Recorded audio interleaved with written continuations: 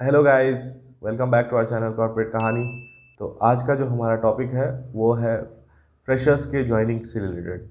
जब हम फ्रेशर्स होते हैं, लाइक हम कॉलेज से जस्ट पास आउट होते हैं, तो हमें लगता है कि अब थोड़ी मस्ती की जाए, थोड़ा आराम किया जाए, घूमा फिरा जाए।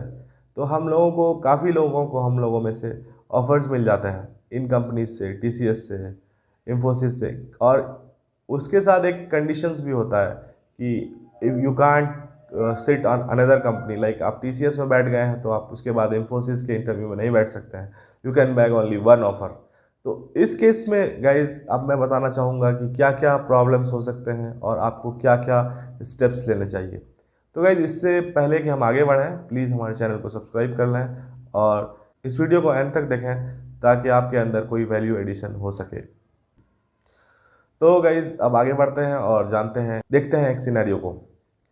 तो फर्स्ट ऑफ ऑल गाइज, आप कॉलेज में हैं और आपके कॉलेज में कोई कंपनी आई प्लेसमेंट के लिए, आपका प्लेसमेंट हो गया। आपका जब वहाँ प्लेसमेंट हो जाता है तो आपको कॉलेज बोलती है कि भाई आपका प्लेसमेंट एक जगह हो गया है, आपको दूसरे कंपनी में बैठने नहीं दिया जाएगा। इस केस में गाइज अब क्या होता है, जब आप डॉक्यूमेंटेशन और बाकी चीज़ों फॉर्मेलिटीज़ के लिए, ऑनबोर्डिंग के लिए आगे बढ़ते हैं, तो हो सकता है उस केस में काफ़ी प्रॉब्लम्स आ जाएं। कई लोगों के काफ़ी सर्टिफिकेट्स नहीं होते हैं, कई लोगों को लाइक कुछ और प्रॉब्लम्स आ जाते हैं, उनकी फैमिली में कोई दिक्कत हो गई तो उन्हें जाना पड़ा, तो उस ज्वाइनिंग डेट पे वो अपियर नहीं हो पाते हैं। और भी दिक्कतें आती हैं गाइज, किसी का पैन बना हुआ नहीं है, किसी का पासपोर्ट नहीं है। और तो और ये तो आपके साइड की दिक्कत है। अब दूसरी दिक्कत मैं बताता हूँ। दूसरी दिक्कत है कंपनी की दिक्कत। कंपनी की का जो इशू होता है वो भी काफ़ी डिफ़िकल्ट होता है हैंडल करना एज ए फ्रेशर। उनका सबसे बड़ा दिक्कत ये होता है कि वो जो मास हायरिंग करते हैं, मैं मास हायरिंग कंपनीज़ के बारे में ज़्यादा बता सकता हूँ क्योंकि मैंने उसमें ज़्यादा काम किया है। तो मैं अब उनके ही बारे में बता रहा हूँ आपको कि वो जो मास हायरिंग करते हैं तो वो ये इंश्योर करते हैं कि उनका एक बैच बन जाए, लाइक 50-60 लोगों का बैच बन जाए। तो 60 लोगों का बैच बनता है तब वो ट्रेनिंग स्टार्ट करते हैं। तो उस केस में क्या होता है गाइज, आपका सिलेक्शन हो गया है किसी कंपनी में, आप बैच बन गया है, बैच बना तो आप 60 लोगों का बैच बनेगा, आप 61वें हैं तो आप छूट गए, फिर अगले बैच में वो आपको बुलाएंगे। इस तरह से क्या होता है, आपका ज्वाइनिंग जो डेट होता है वो बढ़ता रहता है। कई लोगों को तो गाइज आज वो सेलेक्ट हुए हैं दिसंबर में, उन्होंने ज्वाइन किया है नेक्स्ट ईयर लाइक नवंबर में। ऐसा भी सिनेरियो देखा गया है। तो ये तो कंपनी की दिक्कत हो गई। और दूसरी सबसे बड़ी प्रॉब्लम गाइज ये होती है, जो इन कंपनीज के जो एचआर होते हैं, they are like kings of the company. तो उनको अगर आप रीच आउट करना चाहेंगे तो मैं 90% केसेस में दावे के साथ कह सकता हूँ कि you will not be able to reach out to them whenever you want to try, cause उनका जो फ़ोन ऑफ रहेगा। अगर आप उनको मेल करेंगे तो कोई रिप्लाई नहीं आएगा। क्यों? क्योंकि उनके पास एक बंदा नहीं होता है डील करने के लिए, उनके पास हज़ारों में लोग होते हैं। तो एक तो ये प्रॉब्लम है, उनसे आप कुछ पूछ भी नहीं पाएंगे।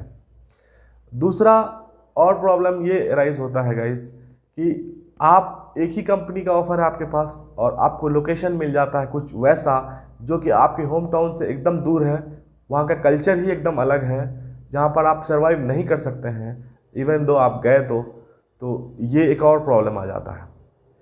तो एक तो ये सब प्रॉब्लम हो गया। उसके बाद भी एक प्रॉब्लम आता है, अगर आपने ज्वाइन कर लिया, आप एक अच्छे डेवलपर हैं, एक अच्छे like you can say programmer हैं, और आपको किसी टेस्टिंग या किसी सपोर्ट प्रोफाइल में डाल दिया जाता है, ये तो और बड़ी दिक्कत है।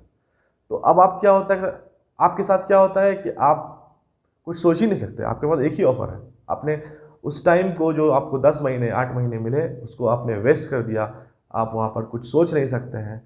तो इस केसेस में गाइस काफ़ी प्रॉब्लम में आप फंस सकते हैं। तो अब मैं आगे बढ़ता हूँ और बताता हूँ कि आपको इन सिनेरियोज़ में करना क्या चाहिए। सबसे पहले तो वैसे लोग जिनका प्लेसमेंट नहीं हुआ है उनको बेंगलोर, पुणे या फिर हैदराबाद इन जैसी सिटीज़ में आ जाना चाहिए। लाइक उनका कॉलेज ख़त्म हो गया है और प्लेसमेंट नहीं हुआ है तो उन लोगों को मैं सजेस्ट करूँगा वो आप इन जगहों पर आ जाएं। वो इसलिए आ जाएं क्योंकि यहाँ पर बहुत सारी कंपनीज़ हैं, नंबर एक, कंसल्टेंसीज़ हैं, नंबर 2 कोचिंग इंस्टीट्यूट्स हैं। तो ये तीनों जो है आपको जॉब दिलाने में बहुत ही ज़्यादा हेल्पफुल साबित होंगी। तो ये तो हो गया उन लोगों का जिनको जॉब नहीं लगी है। अब वैसे लोग जिनके पास एक ऑफ़र है, उनको क्या करना चाहिए? उनको तो कॉलेज बैठने नहीं देगा। उनको रोज़ के रोज़ जो भी लाइक बहुत सारे वेबसाइट हैं, बहुत सारे इंस्टाग्राम पेजेस हैं, बहुत लिंक्डइन प्रोफाइल्स हैं जो कि जॉब्स के बारे में अपडेट करते रहते हैं। तो आपको उन प्रोफाइल्स को, उन लाइक जॉब न्यूज़ को फॉलो करते रहना है कि किस कंपनी का ऑफ कैंपस आ रहा है, किस कंपनी का क्या आ रहा है। तो इससे क्या होगा गाइस, धीरे धीरे आप लोगों के पास 2 से 3 से 4 ऑप्शन हो जाएंगे। तो now you will become chooser not a beggar. आपको एक कंपनी नहीं रहेगी। Now you will choose options. You have created options, you will choose it. लेकिन उस केस में जब आपके पास एक ही ऑफर है तो एक ही है आपके पास, यू आर ए बेगर। आपको जाना पड़ेगा, कहीं भी डाल सकते हैं वो। They will send you to Chennai. If you are from Chennai they will send you to Delhi. You will not be able to stop them. तो ये सबसे बड़ा इशू आ जाता है। तो इसलिए मैं सजेस्ट करूँगा, आप अगर 3 से 4 ऑफर रख सकते हैं तो 3 से 4 ऑफर अपने हाथ में रखें। और इससे फ़ायदा एक और ये होता है गाइस, अगर आपको कोई कंपनी, मान लीजिए मास रिक्रूटर है, उसने 3 लाख ऑफर किया है, हो सकता है दूसरी कंपनी आपको 5 लाख ऑफर कर दे। ये भी चल रहा है मार्केट में। तो इसका भी फ़ायदा उठाइए। कई कंपनीज 10 लाख भी दे देती हैं फ्रेशर्स को, तो उसका भी फ़ायदा उठाइए। आपका ज़्यादा क्या है, कोई प्रॉब्लम नहीं है। अब एक और केस आता है, जैसे कोई बंदा है, उसका कुछ ऐसी कंपनी में हो गया है जो उसके दिल के बहुत करीब है। लाइक उससे अच्छी कंपनी कोई हो ही नहीं सकती है उसके लाइफ में। वो ऐसा सोचता है, उसको ऐसा लगता है कि ये कंपनी बेस्ट है। तो उन लोगों के लिए भी एक सजेशन है, आप बेस्ट सोच कर तो जाएंगे, लेकिन अंदर क्या होगा नहीं पता। आप बेस्ट सोच कर जाएंगे कि इस कंपनी से अच्छा कोई कंपनी नहीं है और यहाँ पर हमें बहुत अच्छा काम मिलेगा, बहुत अच्छे लोग होंगे, लेकिन हो सकता है कि वहाँ पे उलट हो मामला। तो उन लोगों के लिए, और वो इंटरव्यू देना नहीं चाह रहे हैं, तो उन लोगों से मैं बस एक ही सजेशन दूंगा कि आप जितना हो सके अपने आप को स्किल्ड करें, अपने आप को इतना ट्रेन कर लें, इतना कुछ सिखा दें कि आपको वहाँ पर कोई प्रॉब्लम हो जाए इन केस, तो आप वहाँ से आराम से निकल सकें, आराम से स्विच कर सकें। तो ये उन लोगों का केस है। तो इस तरह से गाइस, हमें ज्वाइनिंग से पहले और ज्वाइनिंग के बाद तक बिहेव करना है ताकि हमें आगे आईटी इंडस्ट्री में कोई प्रॉब्लम ना हो। तो गाइस, इस पर मैं एक और अपनी खुद की स्टोरी शेयर करना चाहता हूँ। मैं सेलेक्ट हो गया था कॉग्निजेंट में, तो मैंने सोचा भाई निकलो यहाँ से।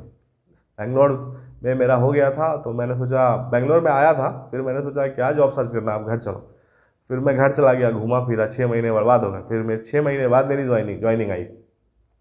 अब इस बीच क्या होता है दोस्तों, मेरे जो कुछ दोस्त हैं उन लोगों ने क्या किया, इस बीच उन्होंने पढ़ाई की, नई टेक्नोलॉजी सीखी, पाइथन और फ्रंट एंड वगैरह सीखा उन लोगों ने बाहर से। उनका स्टार्टअप्स में हो गया। तो स्टार्टअप्स में जो हुआ, तो उस टाइम हमसे कम थी उनकी सैलरी, लेकिन अब हमसे उनकी सैलरी 4 टाइम्स 5 टाइम्स ज़्यादा है। बुरा लगता है भाई, आप दिल से लगता है भाई, आप समझ ही सकते हो। तो इस तरह से भी सोच सकते हैं कि आप एक कंपनी, एक मास रिक्रूटर में घुस जाएं तो आपको वही सैलरी होगी 3 लाख 4 लाख। लेकिन आप किसी स्टार्टअप में किसी अच्छी जगह पर चले जाएं और आप अच्छा एक्सपीरियंस ले लें, तो आपकी सैलरी दिन दूनी रात चौगुनी बढ़ेगी और आपको काम में भी मज़ा आएगा, अगर आपको काम करने का मन है तो। और इसके अलावा आप डिफरेंट टाइप की लाइक टेक्नोलॉजीज जान जाएंगे, तो आप क्या कर सकते हैं, बहुत सारे डिफरेंट काम भी कर सकते हैं। लाइक आप फ्रीलांसिंग कर सकते हैं, आप किसी को पढ़ा सकते हैं एज ए ट्रेनर। तो ये सब भी चीज़ें आपके साथ जुड़ जाएंगी। ये सब बेनिफिट्स हैं। ये सब तभी से स्टेप्स लेने चाहिए जब आप एकदम फ्रेशर हों और नए हों। अब क्यों लेने चाहिए ये सब स्टेप तभी? वो इसलिए लेने चाहिए क्योंकि you have nothing to lose, you are a newbie. आप कहीं भी जा सकते हैं, कोई भी कंपनी एब्सकॉन्ड कर सकते हैं अगर आपको मन हो। आपको किसी एक्सपीरियंस की ज़रूरत नहीं है। लेकिन एक बार जब आप एक्सपीरियंस हो जाता है आपका, एक आप कंपनी में घुस जाते हैं, एक जगह सेट हो जाते हैं, तो आपके लिए काफ़ी डिफ़िकल्ट है आगे का रास्ता चुनना और आगे बढ़ना। तो गाइज़, मैं इसीलिए फ्रेशर्स को डे 1 से ही समझाता हूँ, कहता हूँ कि प्लीज़ मान जाओ।